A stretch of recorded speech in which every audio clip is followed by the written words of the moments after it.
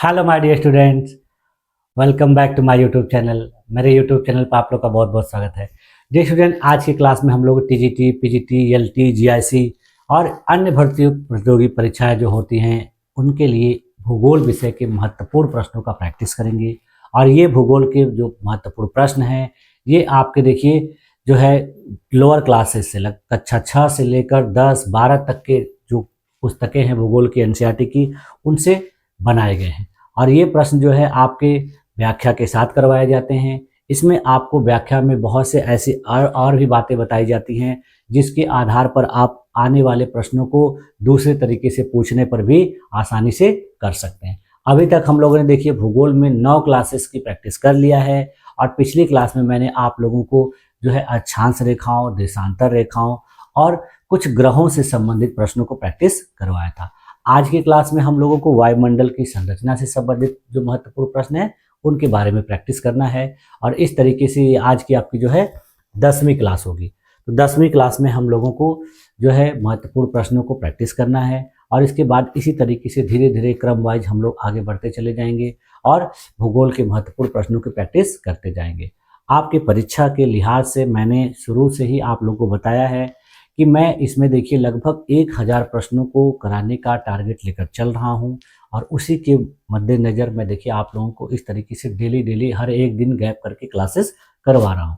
तो चलिए आज की क्लास को शुरू किया जाए और देखा जाए कि किस तरीके से वायुमंडलीय संरचना से संबंधित, हवाओं से संबंधित जो प्रश्न हैं आपके एग्जाम में पूछे जा सकते हैं और उनको किस तरीके से आपको सॉल्व करना है। तो चलिए आज की क्लास को शुरू किया जाए। हाँ देखिए, आज की क्लास का पहला प्रश्न है और आपके इस क्वेश्चन सेट का जो है दूसरा क्लास, यानी हम लोगों ने 30 प्रश्न जो है इस सेट का पहले कर लिया कल की क्लास में।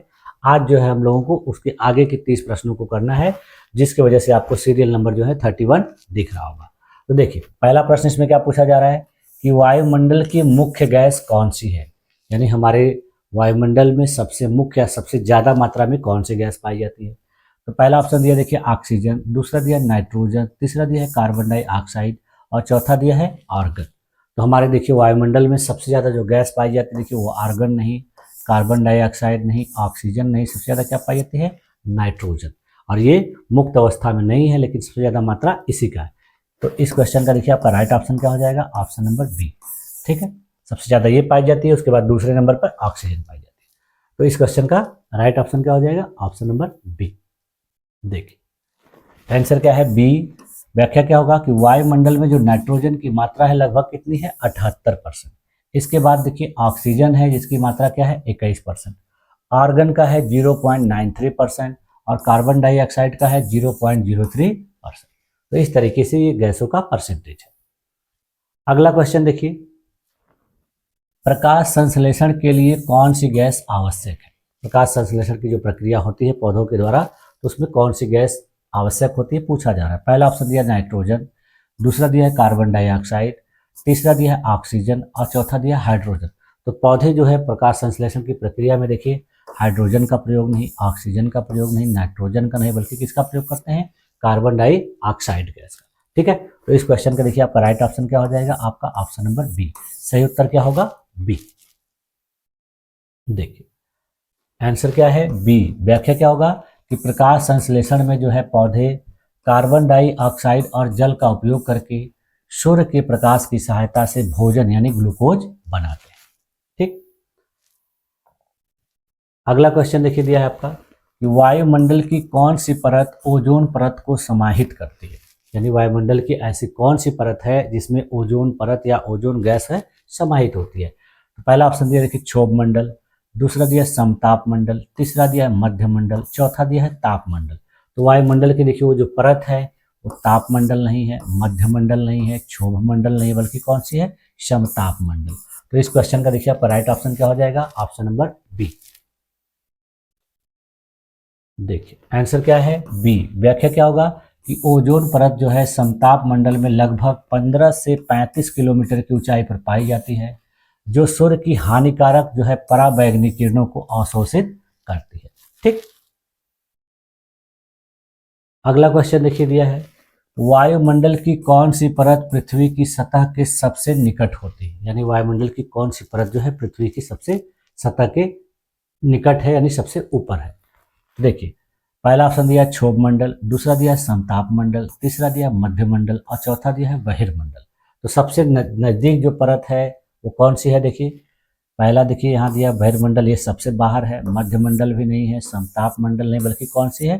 क्षोभ मंडल। तो इस क्वेश्चन का देखिए आपका राइट ऑप्शन क्या हो जाएगा? Option number A. सही उत्तर क्या होगा? ए। देखिए आंसर क्या है? ए। व्याख्या क्या होगा कि क्षोभ मंडल जो है पृथ्वी की सतह से लगभग 8 से 18 किलोमीटर तक फैला होता है। यही वह परत है जहां पर मौसम संबंधी घटनाएं घटित हो।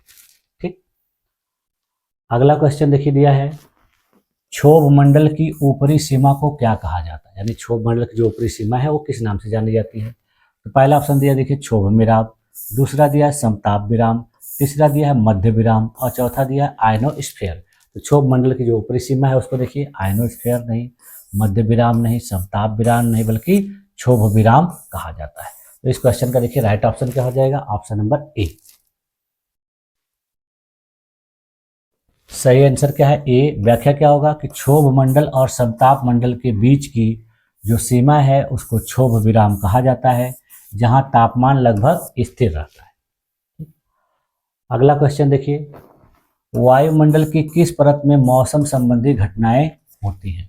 तो मौसम संबंधी घटनाएं जिस परत में होती हैं देखिए ऑप्शन क्या क्या दिया? समताप मंडल, मध्य मंडल, क्षोभ मंडल, ताप मंडल। तो मौसम संबंधी जो घटनाएं होती हैं वो देखिए ताप मंडल में नहीं होती है, मध्य मंडल में नहीं, समताप मंडल में नहीं, बल्कि क्षोभ मंडल में होती है। तो इस क्वेश्चन का देखिए राइट ऑप्शन क्या हो जाएगा? ऑप्शन नंबर सी।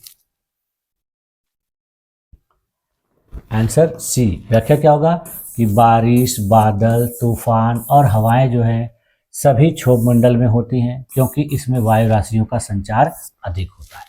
ठीक, अगला क्वेश्चन देखिए दिया है अधिकांश हवाई जहाज वायुमंडल की किस परत में उड़ते हैं? यानी जो हवाई जहाज आसमान में उड़ते हैं तो पूछा जा रहा है कि किस परत में उड़ते हैं।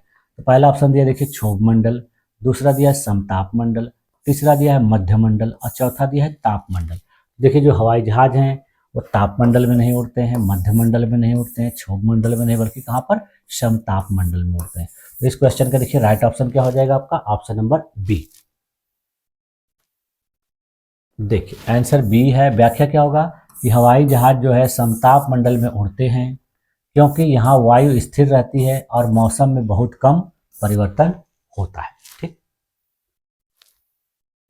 नेक्स्ट क्वेश्चन देखिए दिया है कौन सी परत हमें सूर्य की हानिकारक पराबैंगनी किरणों से बचाती है? यानी कौन सी ऐसी परत है जो सूर्य की हानिकारक पराबैंगनी किरणों से हमें बचाती है? तो पहला ऑप्शन देखिए दिया है क्षोभ मंडल, दूसरा दिया है ओजोन परत, तीसरा दिया है मध्य मंडल और चौथा दिया है ताप मंडल। तो देखिए जो हानिकारक परत हमको बताती है पराबैंगनी किरणों से, तो देखिए क्षोभ मंडल नहीं है, मध्य मंडल नहीं, ताप मंडल नहीं, बल्कि कौन सी है? ओजोन लेयर है। तो इस क्वेश्चन का देखिए राइट ऑप्शन क्या हो जाएगा आपका? Option number B. देखिए आंसर क्या है? बी। व्याख्या क्या होगा कि ओजोन परत जो है सूर्य की पराबैंगनी किरणें जिनको अल्ट्रा वायलेट रे कहा जाता है उसको अवशोषित करती है और पृथ्वी पर जीवन की रक्षा करती है। ठीक, नेक्स्ट क्वेश्चन देखिए वायुमंडल की कौन सी परत रेडियो तरंगों को परावर्तित करती है? यानी रेडियो तरंगों को परावर्तित करने वाली जो लेयर है, परत है, उसके बारे में पूछा जा रहा है। तो पहला ऑप्शन देखिए दिया आयनोस्फीयर, दूसरा दिया बहिर्मंडल, तीसरा दिया क्षोभ मंडल, चौथा दिया मध्य मंडल। तो देखिए जो रेडियो तरंगे परावर्तित होती हैं वो मध्य मंडल से नहीं, क्षोभ मंडल से नहीं, बहिर्मंडल से, बल्कि कहाँ से? आयन मंडल से, जिसको आयनोस्फीयर कहा जाता है। तो इस क्वेश्चन का देखिए राइट ऑप्शन क्या हो जाएगा आपका? Option number A. सही उत्तर क्या होगा? ए। देखिए आंसर ए है। व्याख्या क्या होगा कि आयनोस्फीयर में जो है विद्युत आवेशित कण होते हैं जो रेडियो तरंगों को परावर्तित करते हैं, जिससे क्या होता है? दूर संचार संभव होता है। ठीक, अगला क्वेश्चन देखिए दिया है वायुमंडल की सबसे बाहरी परत कौन सी? यानी वायुमंडल का जो सबसे ऊपर वाला बाहरी परत है वो कौन सा है? तो पहला ऑप्शन दिया देखिए मध्य मंडल, दूसरा दिया है ताप मंडल, तीसरा दिया है बहिर्मंडल और चौथा दिया है आयनोस्फीयर। तो सबसे बाहरी परत जो देखिए वो क्या है? मध्य मंडल नहीं है, ताप मंडल नहीं है, आयनोस्फीयर नहीं, बल्कि कौन सी है? बहिर्मंडल है। तो इस क्वेश्चन का देखिए राइट ऑप्शन क्या हो जाएगा? Option number C. देखिए सही आंसर क्या है? सी। व्याख्या क्या होगा कि बहिर्मंडल जो है वायुमंडल की सबसे ऊपरी परत है, जो लगभग 700 किलोमीटर से लेके 10,000 किलोमीटर तक फैली होती है। यहाँ वायु जो है, जो जो अणु होते हैं बहुत ही विरल होते हैं। अगला क्वेश्चन देखिए दिया है, वायुमंडलीय दाब मापने के लिए कौन सा यंत्र प्रयोग किया जाता है, यानी वायुमंडल का जो दाब है उसको मापने के लिए किस यंत्र का प्रयोग किया जाता है। तो पहला दिया देखिए थर्मामीटर, दूसरा दिया बैरोमीटर, तीसरा दिया हाइग्रोमीटर और चौथा दिया है एनीमोमीटर। तो वायुमंडलीय दाब मापने के लिए जो यंत्र प्रयोग होता है वो देखिए एनीमोमीटर नहीं है, हाइग्रोमीटर नहीं है, थर्मामीटर नहीं, बल्कि क्या है, बैरोमीटर। तो बैरोमीटर से वायुमंडल का वायु का दाब मापा जाता है। ठीक, आंसर क्या है, बी। व्याख्या क्या होगा कि वायुमंडलीय दाब को मापने के लिए बैरोमीटर का उपयोग किया जाता है। इसका मापक इकाई देखिए क्या है, मिलीबार है, यानी 1 हेक्टोपास्कल इसका इकाई होता है। ठीक, अगला क्वेश्चन देखिए, क्वेश्चन नंबर 42। इसमें देखिए क्या पूछा जा रहा है कि वायुमंडल में सामान्य ताप ह्रास दर कितनी होती है, यानी वायुमंडल में तापमान का जो ह्रास है किस रेट से होता है। देखिए यहाँ पहला ऑप्शन दिया 4 डिग्री सेंटीग्रेड पर किलोमीटर, दूसरा दिया है 6 डिग्री सेंटीग्रेड पर किलोमीटर, तीसरा दिया है 8 डिग्री सेंटीग्रेड पर किलोमीटर और चौथा दिया है 10 डिग्री सेंटीग्रेड पर किलोमीटर। तो वायुमंडल में देखिए सामान्य ताप ह्रास दर जो है वो देखिए 10 डिग्री सेंटीग्रेड पर किलोमीटर नहीं है, 8 डिग्री सेंटीग्रेड पर किलोमीटर नहीं है, 4 डिग्री सेंटीग्रेड पर किलोमीटर, बल्कि कितनी है, 6.5 डिग्री सेंटीग्रेड पर किलोमीटर। तो इस क्वेश्चन का देखिए राइट ऑप्शन क्या हो जाएगा आपका, ऑप्शन नंबर बी। सही उत्तर क्या है, बी। देखिए आंसर बी है। व्याख्या क्या होगा कि ऊंचाई में प्रति किलोमीटर वृद्धि दर तापमान औसत देखिए 6.5 डिग्री सेंटीग्रेड कम हो जाता है। इसे सामान्य ताप ह्रास दर यानी नॉर्मल लैप्स रेट भी कहा जाता है। ठीक, अगला क्वेश्चन देखिए, इसमें पूछा जा रहा है कि पवन की गति मापने के लिए कौन सा यंत्र उपयोग किया जाता है, यानी किस यंत्र से पवन की यानी हवा की गति मापी जाती है। तो पहला देखिए दिया बैरोमीटर, दूसरा दिया हाइग्रोमीटर, तीसरा दिया एनीमोमीटर, चौथा दिया पवन दिशा सूचक। तो वायु की गति मापने के लिए जो यंत्र प्रयोग किया जाता है देखिए पवन दिशा सूचक नहीं है, हाइग्रोमीटर नहीं है, बैरोमीटर नहीं, बल्कि क्या है, एनीमोमीटर है। तो इस क्वेश्चन का देखिए राइट ऑप्शन क्या हो जाएगा आपका, ऑप्शन नंबर सी। सही उत्तर क्या है, सी। देखिए आंसर है सी। व्याख्या क्या होगा कि एनीमोमीटर जो है एक उपकरण है जो हवा की गति यानी विंड स्पीड को मापने के लिए प्रयोग किया जाता है। ठीक, अगला क्वेश्चन देखिए, पृथ्वी के चारों ओर कौन सा क्षेत्र न्यूनतम वायु दाब वाला होता है, यानी पृथ्वी के कौन से क्षेत्र में न्यूनतम वायु दाब होता है।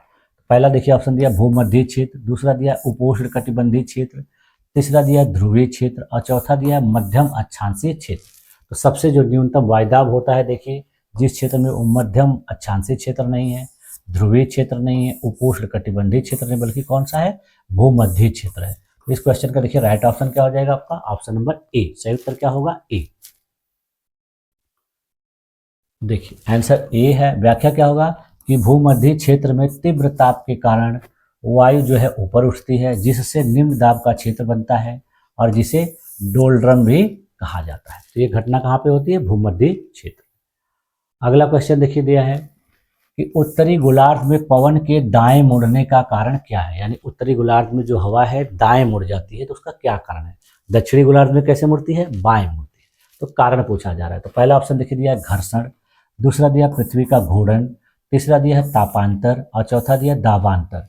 तो दाएं मुड़ने का जो कारण है पवन का वो देखिए दाबांतर नहीं है, तापांतर नहीं है, घर्षण नहीं है, बल्कि क्या है, पृथ्वी का घूर्णन। पृथ्वी जो पश्चिम से पूर्व की तरफ घूमती है, इसी की वजह से जो पवन है उत्तरी गोलार्ध में दाएं मुड़ जाती है और दक्षिणी गोलार्ध में बाएं मुड़ती है। तो इस क्वेश्चन का देखिए राइट ऑप्शन क्या हो जाएगा आपका, ऑप्शन नंबर बी। सही उत्तर क्या होगा, बी। ठीक, देखिए आंसर क्या है, बी। व्याख्या क्या होगा कि पृथ्वी के घूर्णन के कारण जो है पवनों की दिशा में विचलन होता है, जिसे कोरियोलिस प्रभाव यानी कोरियोलिस इफेक्ट भी कहा जाता है। उत्तरी गोलार्ध में यह दाईं ओर और दक्षिणी गोलार्ध में बाईं ओर मुड़ जाती है। ठीक, अगला क्वेश्चन देखिए दिया है, दिन के समय कौन सी पवन समुद्र से भूमि की ओर चलती है, यानी वह कौन सी हवा है जो समुद्र से स्थल भाग की ओर चलती है। तो पहला ऑप्शन दिया देखिए स्थल पवन, दूसरा दिया है समुद्री पवन, तीसरा दिया है मानसून और चौथा दिया है व्यापारिक पवन। तो वह पवन जो समुद्र से भूमि की ओर चलती है वो देखिए व्यापारिक पवन नहीं है, मानसून नहीं है, स्थल पवन नहीं, बल्कि कौन सी है, समुद्री पवन है। तो इस क्वेश्चन का देखिए राइट ऑप्शन क्या हो जाएगा आपका, ऑप्शन नंबर बी। सही उत्तर क्या है, बी। देखिए आंसर है बी। व्याख्या क्या होगा कि दिन में भूमि तेजी से गर्म होती है और समुद्र ठंडा रहता है, इसीलिए क्या होता है कि वायु समुद्र से भूमि की ओर चलती है, जिसे समुद्री पवन कहा जाता है। अगला क्वेश्चन देखिए दिया है, कौन सी पवनें व्यापारिक पवनें कहलाती है, यानी किन पवनों को व्यापारिक पवन के नाम से जाना जाता है। पहला ऑप्शन देखिए दिया गया है कि 0 डिग्री से 30 डिग्री अक्षांश के बीच की पवनें। दूसरा दिया है 30 डिग्री से 60 डिग्री अक्षांश के बीच की पवनें। तीसरा दिया है 60 अंश से 90 अंश के अक्षांश के बीच की पवनें। और चौथा दिया इनमें से कोई नहीं। तो देखिए जो व्यापारिक पवनें कहलाती हैं वो इनमें से कोई नहीं तो बिल्कुल गलत है। 60 से 90 अंशांश के बीच की ये भी नहीं, 30 से 60 अक्षांश के नहीं, बल्कि कौन सी होती हैं, 0 से 30 अक्षांश के बीच की जो पवनें होती हैं उनको व्यापारिक पवन कहा जाता है। तो इस क्वेश्चन का देखिए आपका राइट ऑप्शन क्या हो जाएगा, ऑप्शन नंबर ए। देखिए आंसर क्या है, ए। व्याख्या क्या होगा कि 0 से 30 अक्षांश के बीच चलने वाली जो अस्थायी पवनें हैं वो व्यापारिक पवनें कहलाती हैं। ये भूमध्य निम्न दाब क्षेत्र की ओर बहती है। ठीक, अगला क्वेश्चन देखिए दिया है, कौन सा क्षेत्र हार्श लैटिट्यूड के नाम से जाना जाता है। देखिए यहाँ पहला ऑप्शन दिया है भूमध्य रेखा के आसपास, दूसरा दिया है लगभग 30 अक्षांश के आसपास, तीसरा दिया है लगभग 60 अक्षांश के आसपास, और चौथा दिया है लगभग 90 अक्षांश के आसपास। तो वह क्षेत्र जो हॉर्स लैटिट्यूड के नाम से जाना जाता है वो देखिए लगभग 90 अक्षांश के आसपास नहीं, लगभग 60 अक्षांश के आसपास नहीं, भूमध्य रेखा के आसपास नहीं, बल्कि लगभग 30 अक्षांश के आसपास का जो क्षेत्र होता है वो हॉर्स लैटिट्यूड के नाम से जाना जाता है। तो इस क्वेश्चन का देखिए राइट ऑप्शन क्या हो जाएगा आपका, ऑप्शन नंबर बी। सही उत्तर क्या है, बी। Answer B. व्याख्या क्या होगा कि 30 अंश उत्तर और दक्षिण अक्षांशों के आसपास जो है उच्च दाब का क्षेत्र पाया जाता है, जहां पर पवनें बहुत धीमी होती हैं, इसी के वजह से इसको हॉर्स लैटिट्यूड के नाम से भी जाना जाता है। ठीक, अगला क्वेश्चन देखिए, जेट धाराएं वायुमंडल की किस परत में पाई जाती है, यानी जेट धाराएं जो है किस परत में पाई जाती है, किस परत में चलती हैं।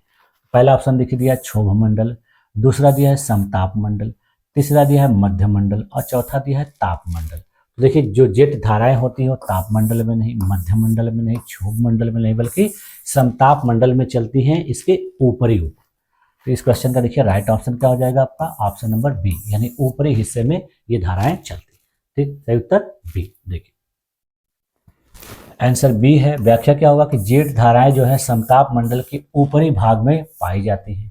ये तीव्र गति वाली वायु धाराएं होती हैं, जिनकी गति देखिए 400 किलोमीटर प्रति घंटा तक होती है। ठीक, अगला क्वेश्चन देखिए दिया है कि भारत में वर्षा लाने के लिए कौन सी पवन प्रणाली जिम्मेदार है, यानी भारत में जब बरसात शुरू होती है तो उसके लिए कौन सी पवन जिम्मेदार है। तो पहला ऑप्शन दिया देखिए व्यापारिक पवन, दूसरा दिया है पश्चिमी पवन, तीसरा दिया है मानसूनी पवन, और चौथा दिया है ध्रुवी पवन।